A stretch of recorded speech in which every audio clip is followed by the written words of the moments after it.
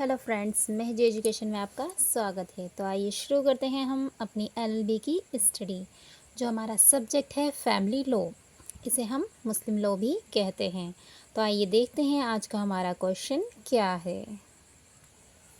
तो हमारा आज का क्वेश्चन है, पैतृकता की अभिस्वीकृति का सिद्धांत क्या है?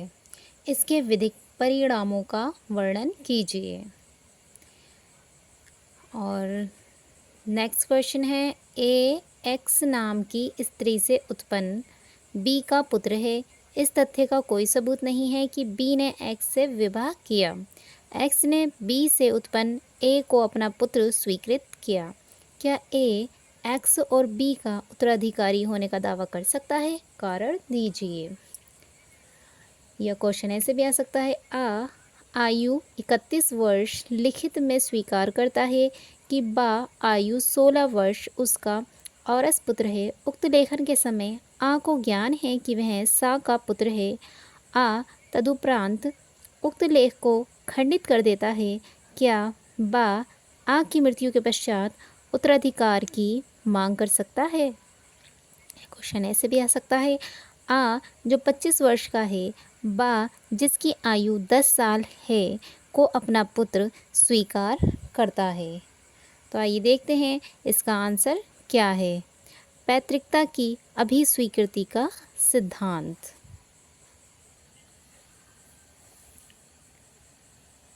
मुस्लिम विधि में भी अन्य विधियों की तरह वैध विवाह से उत्पन्न संतान की पैतृकता की पूर्व धारणा उसके माता के पति में होती है।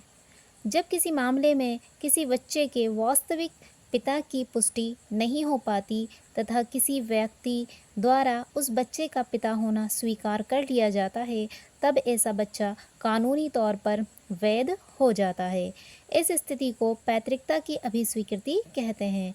किसी बच्चे का पितृत्व केवल उसके पिता और माता के विवाह होने से स्थापित हो सकता है। विवाह मान्य या अनियमित हो सकता है, परंतु उसे शून्य नहीं होना चाहिए। पितृत्व बच्चे की माता के पति से स्थापित होता है। विल्सन के अनुसार पितृत्व उस व्यक्ति में स्थापित होता है जो इस बात के प्रमाण या कानूनी उदाहरण से पिता कहा जाता है कि बच्चे को उसने एक स्त्री से पैदा किया जो गर्भ धारण करने के समय उसकी वैध पत्नी थी। यह सद्भावना से या युक्ति संगत रूप से ऐसा विश्वास किया जाता था, या उसका विवाह जो मात्र अनियमित था और आरंभ से ही शून्य नहीं था, उस समय वास्तविक पृथक्करण द्वारा समाप्त नहीं हुआ था। अतः किसी बच्चे का पितृत्व स्थापित करने के लिए माता पिता के विवाह के प्रत्यक्ष प्रमाण के अभाव में कुछ अवस्थाओं में विवाह की उपधारणा की जा सकती है, जैसे निरंतर संभोग से या पिता की अभिस्वीकृति से। तो आइए आगे देखते हैं। सुन्नी संप्रदाय के अनुसार पैतृकता का अनुमान इतना शक्तिशाली है कि यदि विवाह की तारीख के 6 महीने के भीतर तलाक या पति के देहांत के कारण विवाह संविदा के विघटन के बाद 2 साल के भीतर बच्चे का जन्म होता है, तो पति द्वारा पैतृकता की अभिस्वीकृति की आवश्यकता निम्नलिखित परिस्थितियों में पड़ती है। नंबर 1, जहां बच्चे की पैतृकता अनिश्चित हो। नंबर 2, जहां ये सिद्ध होता हो कि बच्चा अवैधानिक विवाह का परिणाम है। नंबर 3, जहां पैतृकता का उचित अनुमान लगाना संभव ना हो। पैतृकता की अभिस्वीकृति के आवश्यक तत्व, तो हम इसके देखते हैं, जो essentials of acknowledgement of paternity. तो ये जो है पैतृकता की अभिस्वीकृति के जो आवश्यक तत्व हैं वो कौन कौन से हैं, आइए देखते हैं।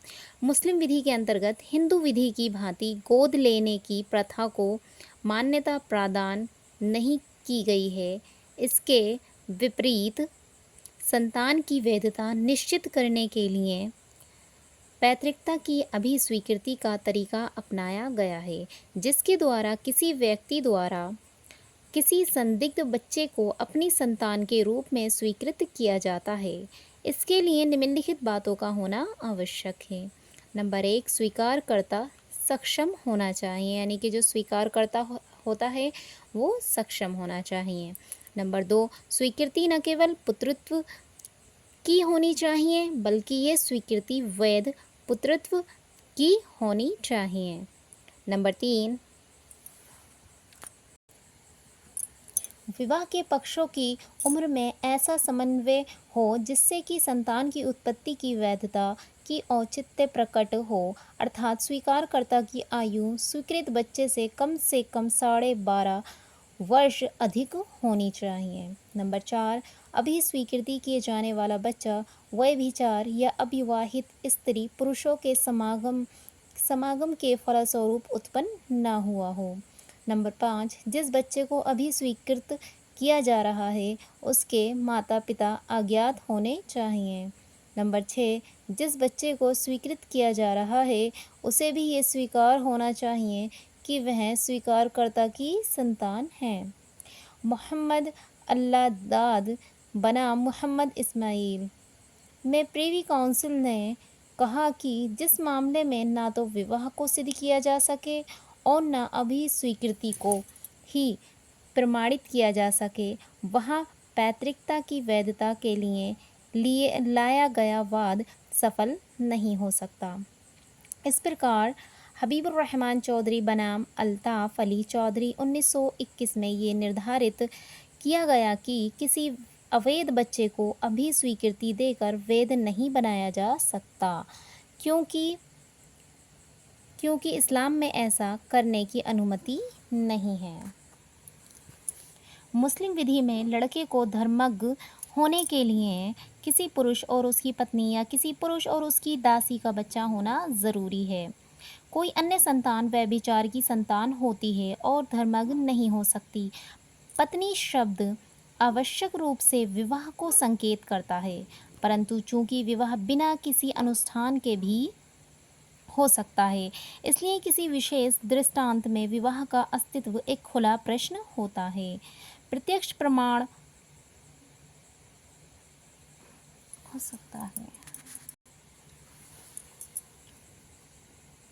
सकता है परंतु ऐसा प्रमाण न हो तो अप्रत्यक्ष प्रमाण ही पर्याप्त हो सकता है। अप्रत्यक्ष प्रमाण का एक तरीका लड़के की धर्मज्ञत्व की अभिस्वीकृति होती है। अभिस्वीकृति का परिणाम वैधानिक अभिस्वीकृति से स्वीकारकर्ता किए गए बच्चे की माता पिता के बीच विवाह की पूर्व धारणा उत्पन्न होती है।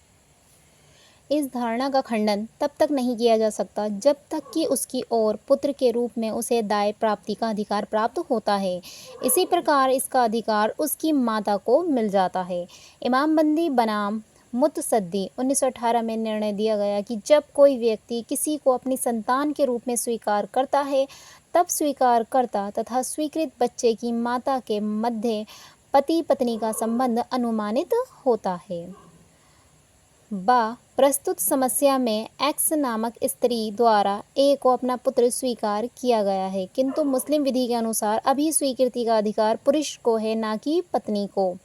अतः ये अभी स्वीकृति अवैध है। अतः ए एक्स या बी का उत्तराधिकारी होने का कोई दावा नहीं कर सकता। जो हमने शुरू में जो क्वेश्चन देखा था ये उसके आंसर हैं। और जो नेक्स्ट जो हमने क्वेश्चन देखा था तो उसका आंसर ये है। प्रस्तुत समस्या में आ जिसकी आयु 31 वर्ष है लिखित में ये स्वीकार करता है कि बा जिसकी आयु 16 वर्ष है उसका पुत्र है, तथा आ को ये भी ज्ञान है कि बा सा का पुत्र है। मुस्लिम विधि के अंतर्गत ऐसे पुत्र के बारे में वैध स्वीकृति नहीं दी जा सकती जो अभी स्वीकृति दाता के अलावा अन्य किसी व्यक्ति का पुत्र हो। इस समस्या में चूंकि स्वीकारकर्ता ऐसा होना जानता है, अतः ऐसे पुत्र की स्वीकृति वैध नहीं हो सकती और इस नाते बा आ की मृत्यु के बाद उसका उत्तराधिकारी नहीं हो सकता। और नेक्स्ट जो देखा था वो ये है। प्रस्तुत समस्या में यदि अन्य आवश्यकताएं भी पूर्ण हैं तो अभी स्वीकृति वैध है, क्योंकि दोनों की उम्र में 12.5 वर्ष से अधिक का अंतर है जो वैध स्वीकृति के लिए आवश्यक होता है।